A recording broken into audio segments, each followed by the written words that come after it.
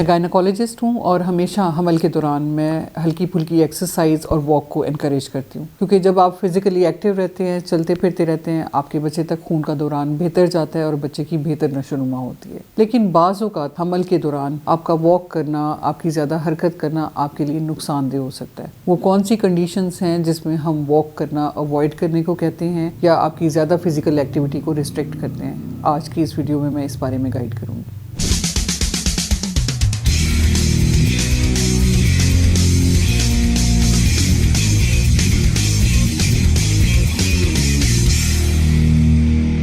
अस्सलाम वालेकुम, मेरा नाम डॉक्टर सबाहत खान है। मैं डॉक्टर्स हॉस्पिटल और उमर हॉस्पिटल जोहर टाउन लाहौर में as consultant gynaecologist and IVF specialist practice करती हूँ। हमल के दौरान जब हामला ख़वातीन मेरे पास आ रही होती हैं तो उनकी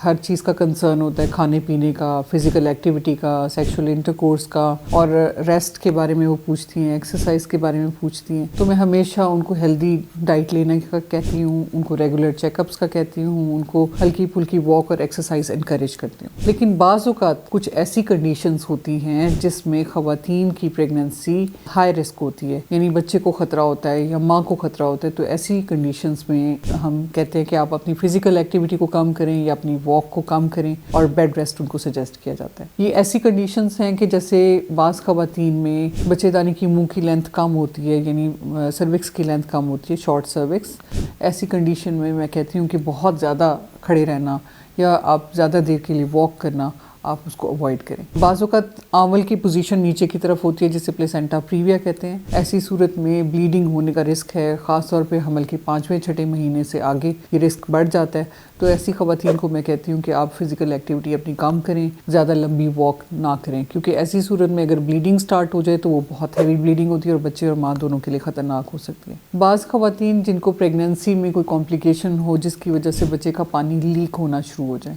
तो ऐसी सूरत में भी हम बेड रेस्ट सजेस्ट करते हैं और मैं कहती हूँ कि आप वॉक को अवॉइड करें, क्योंकि जब आप खड़े होंगे, वॉक करेंगे तो वो बच्चे का पानी लीक होता जाएगा और बच्चा अंदर ड्राई होगा और फिर प्रॉब्लम्स आ सकती हैं। क्योंकि ऐसी सूरत में अगर वक्त से पहले बच्चे का पानी लीक होता है तो हमारी कोशिश होती है कि बेड रेस्ट के ज़रिए प्रेगनेंसी को जितना भी आगे चला सकें उसको चला सकें। कुछ ख़वातीन जिनको वक्त से पहले लेबर पेन स्टार्ट हो जाए, तो ऐसी सूरत में भी हम वॉक को अवॉइड करने का कहते हैं कि वो रेस्ट करें, उनको कुछ मेडिकेशन के साथ उनके लेबर पेन्स जो वक्त से पहले लगी हों उनको रोका जाए ताकि बच्चा पूरी मुद्दत गुजार के फिर डिलीवर हो। बाज़ मेडिकल कंडीशंस ऐसी होती हैं कि जैसे कुछ लोगों को पट्ठों की कमज़ोरी का मसला होता है, तो ऐसी सूरत में हम ज़्यादा वॉक करने को अवॉइड करने का कहते हैं। कुछ लोगों को जोड़ों का दर्द, कमर का दर्द, घुटनों का दर्द बहुत ज़्यादा होता है और प्रेगनेंसी में ये बहुत ज़्यादा हो जाता है, तो ऐसी सूरत में भी एक्सेसिव वॉक को अवॉइड करने को कहते हैं, क्योंकि इससे भी आपका पेन बढ़ सकता है और आप प्रॉब्लम में आ सकती हैं। अगर आपकी कोई ऐसी मेडिकल कंडीशन है जैसे आपका ब्लड प्रेशर बहुत ज़्यादा अनकंट्रोल्ड जा रहा है, प्री एक्लैम्प्सिया है, तो ऐसी सूरत में भी वॉक को अवॉइड करने का कहा जा सकता है कि किसी भी वक्त आपको झटके पड़ सकते हैं, किसी भी वक्त आप गिर सकते हैं, तो आप एक्सेसिव अपनी फिजिकल एक्टिविटी को रिस्ट्रिक्ट कीजिए।